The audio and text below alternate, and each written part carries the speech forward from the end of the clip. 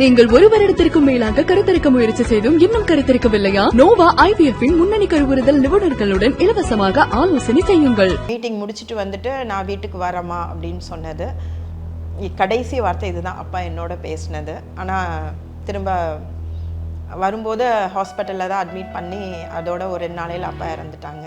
So அந்த வார்த்தை வரவே இல்லை வீட்டுக்கு. அவரில் நிறைய நாள் யோசிச்சிருக்கேன், அவர் இல்லாமல் நான் எப்படி இருக்கேன். நைட்டெல்லாம் எந்திரிச்சு திடீர்னு தோணும், அப்பா இல்லாமல் நம்ம எப்படி வாழ்கிறோம் அப்படின்ட்டுன்னு. ஆனால் வாழ்ந்துட்டு தான் இருக்கேன், இதான் நிஜம். ஆனால் அவர் இல்லாமல் வாழ ரொம்ப கஷ்டமாக இருக்கும். அவர் உயிரோடு இருக்கிற வரைக்கும் நான் இல்லைன்னா நீங்கள் என்ன பண்ணுவீங்க அப்படின்னு ஒரு விஷயம் மட்டும் அடிக்கடி சொல்லுவாங்க. நான் இல்லைன்னா நீங்கள் ரொம்ப வருத்தப்படுவீங்க, அதை அடிக்கடி சொல்லுவாங்க. ஆனால் அவர் கஷ்டப்பட்டதுக்கு காரணம் மற்றவங்களுக்கு உதவி செஞ்சது தான். இன்றைக்கி அவரும் ரொம்ப பெரிய இடத்துல உயர்வான இடத்துல இருந்திருப்பார், ஃபேமிலி நாங்களும் உயர்வான இடத்துல இருந்திருப்போம். சரிங்களா? அப்பா தான தர்மம்ங்கிறது தனக்கு பணம் வந்தபோது அவர் பண்ணலை, தனக்கு பணம் இல்லாத போதும் அவர் பண்ணார். மரணம் வரைக்கும் அவர் தான் பார்த்தாரு. அது கடைசி வரைக்கும் அவர் மரிக்கிறதுக்கு எனக்கெல்லாம் சொல்லணும்னா மரிக்கிறதுக்கு ஒரு 4 நாள் முன்னாடி வரைக்கும் என்ன அவர் பார்த்தார்.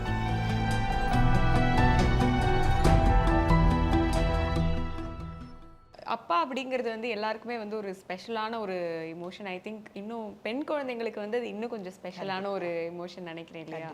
அண்ட் உங்களுக்கு அப்பாவோட இழப்புல இருந்து இன்னைக்கும் அதை நினைச்சு பார்க்கும்போது வருத்தங்கள் இருக்கு அப்படின்ற மாதிரி நாங்கள் கேள்விப்பட்டோம்.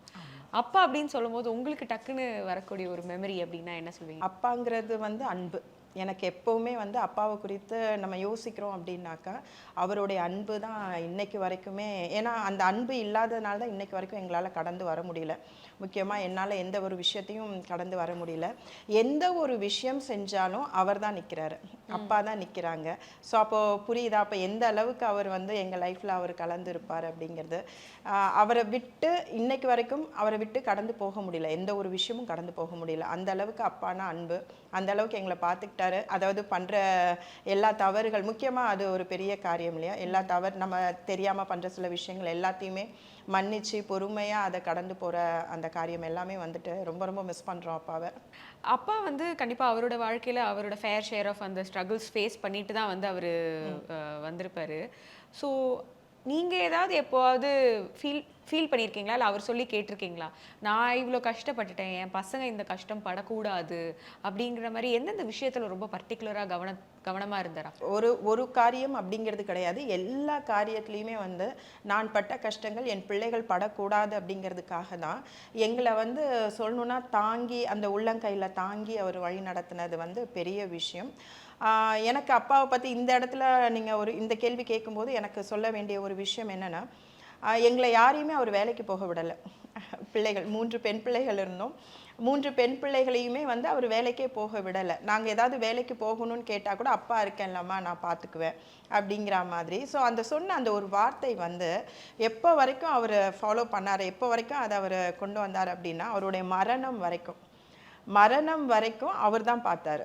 நிஜமாவே சொல்லணுன்னா நிறைய ஃபேமிலிக்குள்ளே நமக்கு நிறைய பிரச்சனைகள் இருக்கும். ஒவ்வொரு பிரச்சனைகள் அப்போ போயிட்டு அப்பா கிட்ட நிற்கும்போது நான் பார்த்துக்கிறேன், நான் இருக்கேன்ல அப்படின்ற அந்த ஒரு சொல்கிற காரியம் அது கடைசி வரைக்கும். அவர் மரிக்கிறதுக்கு எனக்கெல்லாம் சொல்லணுன்னா மரிக்கிறதுக்கு ஒரு 4 நாள் முன்னாடி வரைக்கும் என்ன அவர் பார்த்து தான். அதனால தான் இன்னைக்கு வரைக்கும் அவருடைய அந்த இல்லை அப்படிங்கிறதுலேருந்து மீண்டு வர முடியலை. இப்போ இதுதான் கடைசி கான்வர்சேஷன் அப்படின்னு நமக்கு தெரிஞ்சிருக்காது அப்பாவோட. ஸோ அப்படி உங்களோட அந்த ஒரு அவரோட அந்த லாஸ்ட் டைம்ஸில் நீங்களும் அவரும் ஷேர் பண்ணிக்கிட்டார். அப்பா ஊருக்கு போகிறாங்க ஒரு மீட்டிங்காக கோயம்புத்தூர். அந்த மீட்டிங்க்கு போகும்போது அப்பா சொல்கிற ஒரு விஷயம், ஒரு வார்த்தை, அம்மா நான் ஊருக்கு போகிறேன், நான் உன்னை பார்க்குறேன். இந்த ஒரு வார்த்தை தான் அவர் கடைசியாக சொன்னது. மீட்டிங் முடிச்சுட்டு வந்துட்டு நான் வீட்டுக்கு வரமா அப்படின்னு சொன்னது கடைசி வார்த்தை இதுதான் அப்பா என்னோட பேசினது. ஆனால் திரும்ப வரும்போது ஹாஸ்பிட்டலில் தான் அட்மிட் பண்ணி அதோட ஒரு 2 நாளையில் அப்பா இறந்துட்டாங்க. ஸோ அந்த வார்த்தை வரவே இல்லை வீட்டுக்கு. எல்லாருக்கும் நல்லது தானே செஞ்சார் இல்லைங்களா? இன்னும் இருந்திருந்தால் நல்லது செஞ்சுருப்பார் அப்படின்ட்டுன்னு. அதனால் அவரை நான் அதுதான் சொல்கிறேனே, என்னுடைய மரண தருவாய் வரைக்கும் எனக்கு கடவுள் எவ்வளோ ஜீவன் வச்சுருக்கார் தெரியாது. ஆனால் அந்த மரண தருவாய் வரைக்கும் ஒரு நொடி கூட அவரை நினைக்காம என்னால் போக முடியாது. ஏன்னா எனக்கும் அப்பாவுக்கும் உள்ள அந்த உறவு முடியாது.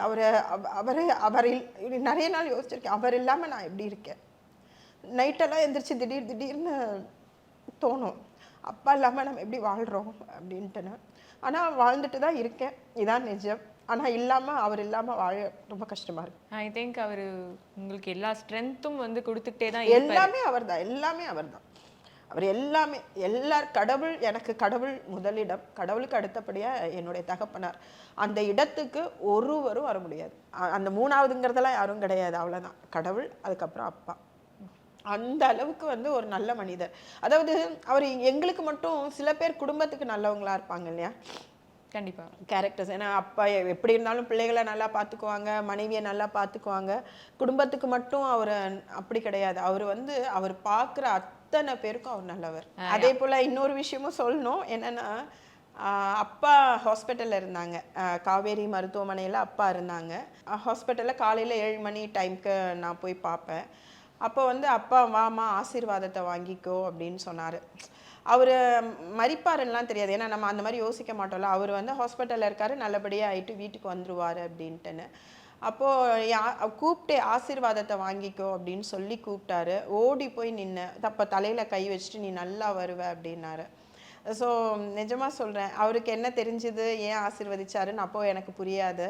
அப்போ நல்லாயி வந்துடுவாங்க அப்படிங்கிற ஒரு நினைவு தான். ஆனால் கண்டிப்பாக அதுக்கப்புறம் இல்லை, ஏன்னா அதுக்கப்புறம் இருந்தாங்க, ஒரு 2 months இருந்தாங்க. அதுக்கப்புறம் தான் இறந்துட்டாங்க. ஸோ அந்த ஆசீர்வாதம் வாங்கினது நிஜமாக சொல்கிறேன், எனக்கு ரொம்ப பெரிய விஷயம் அது என் வாழ்க்கையில். நான் இல்லாமல் நீ இந்த வாழ்க்கையை வாழணும் அப்படிங்கிறது டைரெக்டாக சொல்ல மாட்டாங்க. ஆனால் அதுக்கான ஸ்ட்ரென்த்தோ இல்லை அதுக்கான நமக்கு என்னென்ன தேவையோ அதை அப்பப்போ நம்ம பேரண்ட்ஸ் நமக்கு கொடுத்துக்கிட்டே இருப்பாங்கன்னு நினைக்கிறேன். அவர் உயிரோடு இருக்கிற வரைக்கும் நான் இல்லைன்னா நீங்கள் என்ன பண்ணுவீங்க அப்படின்னு ஒரு விஷயம் மட்டும் அடிக்கடி சொல்லுவாங்க. நான் இல்லைன்னா நீங்கள் ரொம்ப வருத்தப்படுவீங்க, அதை அடிக்கடி சொல்லுவாங்க. ஆனால் அவர் இல்லாத போது நாங்கள் எப்படி இருக்கணும் அப்படிங்கிறத கண்டிப்பாக அவரும் நினைக்கலன்னு தான் நான் நினைக்கிறேன். அதனால் நான் இருக்கிற வரைக்கும்ங்கிற அந்த ஒரு வார்த்தை தான் இருந்தது. ஒன்று, நான் இப்போது கடந்து போகிறேன், என்னோட லைஃப் நான் கடந்து போகிறேன்னா அப்பாவுடைய வாழ்க்கையை வச்சு தான் நான் கடந்து போகிறேன். அதீத துன்பங்கள் வரும்பொழுதெல்லாம் அப்பாவை விடவா அப்படிங்கிற அந்த ஒரு நினைவு தான் நான் கடந்து போகிறதுக்கு காரணம். அவர் நான் இல்லைன்னா நீங்கள் என்ன பண்ணுவீங்கன்னு ஏன்னா அந்த அளவுக்கு அவர் பார்த்துக்கிட்டதுனால அப்பாவுக்கு அது தோணியிருக்காதுன்னு நினைக்கிறேன். இண்டஸ்ட்ரியில் அப்பாவுடைய ஃப்ரெண்ட்ஸ் இல்லை ஒரு நலம் விரும்பி அப்படின்னா யாரெல்லாம் இருக்காங்க உங்கள் ஃபேமிலியோட டச்சில் இருக்கிறவங்க, அவர் இருந்தவங்க? இப்போ வரைக்கும் நலம் விரும்பிகள் அப்படிங்கிற மாதிரி எனக்கு தெரிஞ்ச நிச்சயமாக கிடையாது. எங்களுக்கு தெரியும், சின்ன வயசுலேருந்து நாங்கள் பார்த்த விஷயங்கள். அப்பா வீட்டுக்கு நிறைய பேர் வருவாங்க. நான் பெயரெல்லாம் சொல்ல விரும்பலை, இப்போல்லாம் அவங்கெல்லாம் எட்டாத உயரத்தில் இருக்காங்க, நாங்கள் பெயர் சொல்ல விரும்பலை. அவங்கெல்லாம் சாப்பிட்டுட்டு போவாங்க, சரிங்களா. அம்மா வீட்டுக்கு வருவாங்க, எப்போவுமே வீட்லேயே அப்பா வீட்லேயே இருப்பாங்க. அப்பாவை பார்க்க எப்போ பாரு அப்பாவை பார்க்குறதுக்கு காத்திருப்பாங்க, வருவாங்க, எல்லாமே சாப்பிடுவாங்க. அம்மா நிஜமாக அம்மா ரொம்ப நல்லா சமைப்பாங்க. ஸோ சாப்பிட்டுட்டு போய் பார்த்துருக்கேன் நான். ஆனால் அவங்க நல்லா வந்தபோது ஒரு வார்த்தை கூட யாருமே நாங்கள் குமரிமுத்தாண்ணா வீட்டில் தான் இருந்தோம், நாங்கள் சாப்பிட்டோம், நாங்கள் வந்தோம், எங்களுக்கு அவர் இவ்வளோ செஞ்சாரு அப்படின்னு ஒருத்தர் கூட ஒரு வார்த்தை கூட சொல்லவே இல்லை. அப்பா இருந்தப்பவே ஒருத்தர் கூட ஒரு வார்த்தை கூட சொல்லலை. இந்த இடத்துல அப்பாவை பற்றி எனக்கு கண்டிப்பாக இன்னொரு விஷயம் சொல்லணுன்னா, அவருடைய ஒரு மனது. இப்போது விவேக் சாரோட ஒரு காரியம் அவர் விவேக் சார் இறந்தப்போ அதுக்கு ஒரு பயங்கர வைரல் ஆச்சு இல்லையா. அப்பாவுக்கு அவர் உதவி செய்தது வைரல் ஆச்சு. ஆனால் அது அப்பா தான் பதிவு பண்ணாங்க. அப்பா தான் தம்பி எனக்காக இந்த உதவி செய்தாருன்னு சொல்லிட்டு அப்பா பதிவு பண்ணாங்க. அப்போது அப்பா தனக்கு உதவி செய்தவரை மறக்காம அதை பதிவு பண்ணி இவர் தான் செஞ்சாருன்னு சொல்ல போது அந்த மனது அவருக்கு இருந்தது. ஆனால் அவரால் மேலே வந்தவங்க யாருக்குமே அந்த உணர்வு இல்லை, அந்த நினைவே இல்லை. விவேக் சார் பற்றி சொல்லும்பொழுது அது சொல்லி முடிச்சுட்டு சார் ரொம்ப கலங்கிட்டார் அந்த வீடியோ. அப்படிதான் அது இருந்திருக்கும். அதை கண்டிப்பாக வீட்டில் உடனே உங்கள் எல்லாருக்கூடையுமே அவர் ஷேர் பண்ணியிருப்பாரு. ஸோ விவேக் சார் மேலே இந்த மதிப்பு மரியாதையும் குடும்பத்தினருக்கே உங்களுக்கு கொஞ்சம் வேற மாதிரி ஆயிருந்திருக்கும் இல்லையா? அதை பற்றி சொல்லுங்க. ஏன்னா அப்பாவே எதிர்பார்க்காத ஒரு காரியம். முதல்ல அது அவர் எதிர்பார்க்கல. அப்பா போனது இந்த ப்ரோக்ராம் கல்யாணம், என்னுடைய தங்கையோட கல்யாணம் தான்.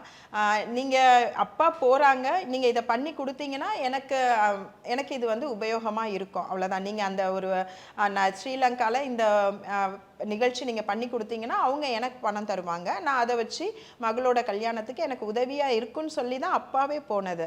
ஆனால் அங்கே விவேக் சார் வந்து அந்த இடத்துல ஸ்ரீலங்காலேயே அங்கேயே வந்து கூப்பிட்டு அவருக்கு வந்த பணமும் சேர்த்து அது கொடுக்கும்போது அது அவரே எதிர்பார்க்காத ஒரு விஷயம்.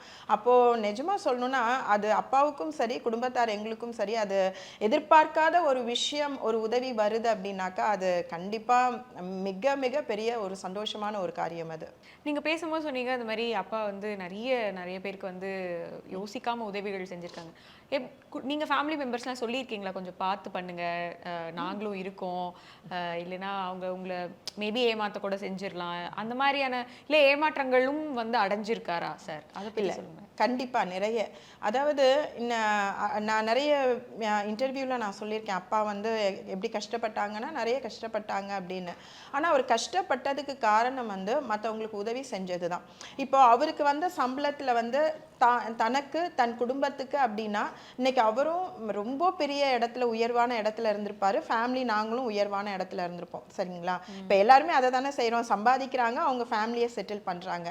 ஆனால் எங்கள் அப்பா சம்பாதிச்சாரு, ஆனால் அவருக்கு வந்து எல்லோருக்கும் கொடுக்கறது வந்து அந்த அந்த இயற்கை குணம் இல்லையா, அந்த தான தர்மம் பண்ணுறது. ஏன்னா அப்பா வந்து தான தர்மம்ங்கிறது தனக்கு பணம் வந்த போது அவர் பண்ணலை, தனக்கு பணம் இல்லாத போதும் அவர் பண்ணார்.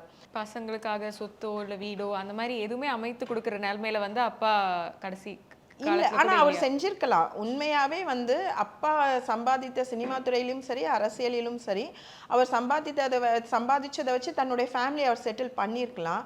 ஆனால் அவருடைய அந்த இயற்கை குணம், தான தர்மம்ங்கிற அந்த இயற்கை குணம்னால எல்லாத்தையும் கொடுத்துட்டாரு உண்மையாகவே. அண்ட் உங்களை வந்து நடிக்கக்கூடாது அப்படின்னும் ஒரு ரூல் இருந்தது அப்படின்ற மாதிரியும் நீங்கள் சொல்லியிருந்தீங்க. நம்ம நடிக்கலை, சினிமாவுக்கு வரல அப்படிங்கிற அந்த வருத்தம் எனக்கு கண்டிப்பாக ஒரு துளி கூட கிடையாது.